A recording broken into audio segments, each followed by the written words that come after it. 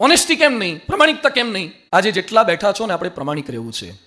જ્યાં જાઓ, કોઈ પણ ફિલ્ડમાં જાઓ, ચાહે જોબ કરો, ચાહે બિઝનેસ કરો, 1 રૂપિયો મફતનો લેવાનો ક્યારેય સંકલ્પ નહીં કરો ને તો તાકાત જનરેટ થશે, તો પર્સનાલિટી બનશો તમે. કેવર જે આપણા પ્રમુખ સ્વામીજી કહેતા, 2 ઈમાનદારીની બ્રેડ ખાવી એના કરતા ઈમાનદારીનો સૂકો રોટલો ખાવો સારો.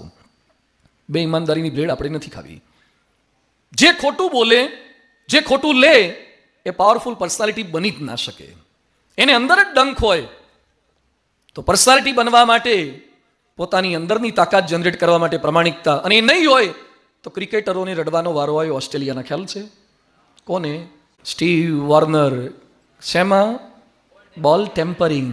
Match ફિક્સિંગમાં Kapil Dev રડ્યા, Azharuddin રડ્યા. Match fixing, સારા સારા માણસો મેચ ફિક્સિંગમાં ગયા, બોલ ટેમ્પરિંગમાં ગયા. રાતો રાત ડબ્બા ટ્રેડિંગથી, MCX થી કરોડપતિ થવાની ક્યારેય ઈચ્છા રાખતા નહીં.